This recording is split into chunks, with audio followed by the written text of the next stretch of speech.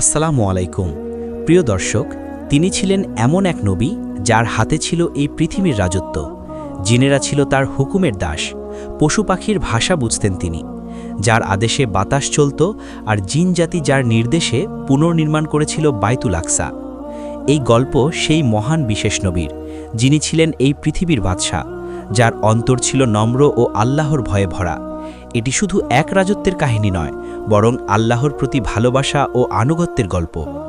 আজ আমরা বলতে যাচ্ছি নবী সুলাইমান আলাইহিসসালামের অলৌকিক জীবনগাথা, যেখানে বাতাস, জিন, পশু পাখি সবই ছিল তার অধীনে, আর তিনি ছিলেন কেবল আল্লাহর অনুগত।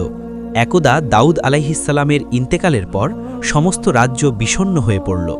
তখনই আল্লাহর নির্দেশে তার সিংহাসনে বসানো হলো হজরত সুলাইমান আলাইহিসসালামকে। এক রাতে হজরত সুলাইমান আকাশের দিকে তাকিয়ে আল্লাহকে বললেন, হে আমার প্রতিপালক, আমাকে এমন এক রাজত্ব দিন যা আর কেউ কখনো পাবে না। ইয়া রব, আপনি আমাকে ক্ষমা করুন এবং আপনার পক্ষ থেকে বিশেষ অনুগ্রহ দান করুন। মহান আল্লাহ তার দোয়া কবুল করলেন। তখন থেকে সুলাইমান আলাইহিসসালাম শুধু মানুষের উপরই শাসন করতেন না, বাতাসও তার আদেশে চলত।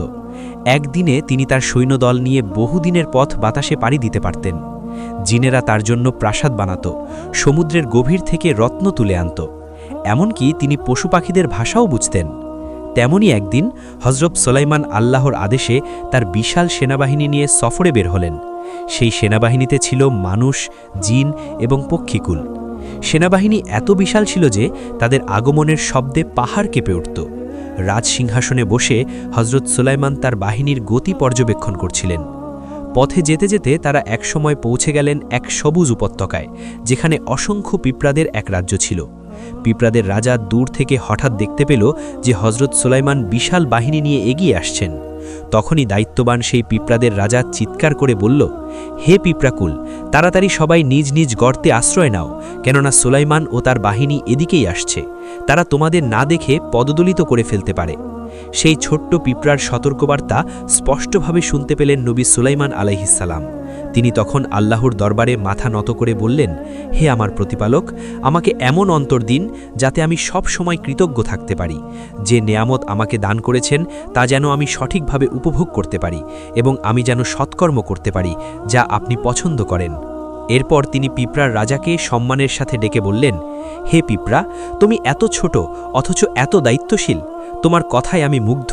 কিন্তু বলতো, তুমি কি সত্যিই মনে করো আমি এমন একজন যে পশু পাখির ক্ষতি করব?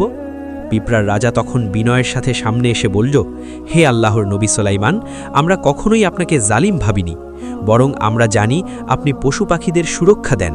কিন্তু আমাদের দেহ এতই নাজুক যে আমরা আপনার পায়ের তলে না দেখেও পড়ে যেতে পারি। আমি কেবল আমার প্রজাদের নিয়ে চিন্তিত ছিলাম। যদি তাদের কোনো ক্ষতি হয়, আমি আল্লাহর কাছে দায়ী হব, কারণ আমাকেও একদিন হিসাব দিতে হবে। প্রিয় দর্শক, আল্লাহ তাআলা পবিত্র কুরআনুল কারিমে এই আশ্চর্য ঘটনা আমাদের সামনে তুলে ধরেছেন।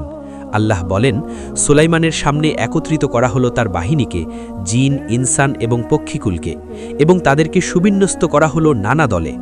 যখন তারা পিঁপড়াদের এলাকায় পৌঁছালো, তখন এক পিঁপড়া বলল, হে পিঁপড়াকুল, তোমরা দ্রুত নিজেদের গর্তে ঢুকে যাও, যেন অজ্ঞাতভাবে সুলাইমান ও তার বাহিনী তোমাদের পিষে না ফেলে।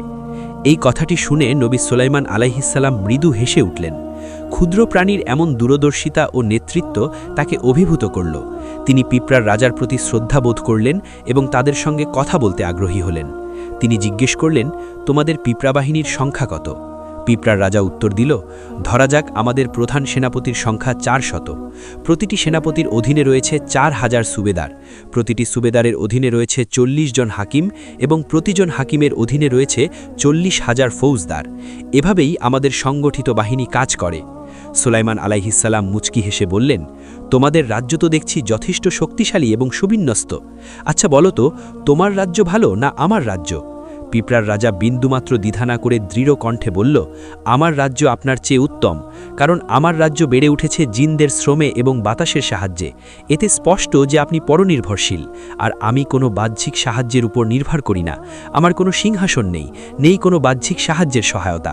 আমি নিজের শক্তিতেই নিজের রাজ্য পরিচালনা করি, এবং এক মুহূর্তের জন্য কারও উপর নির্ভর করি না। পিঁপড়ার এই উত্তর হজরত সুলাইমান আলাইহিসসালামকে অভিভূত করে তুলল। প্রিয় দর্শক, এর পরের কাহিনী শুনতে ইলম জার্নির সাথেই থাকুন। আজ এ পর্যন্তই। ভালো থাকবেন।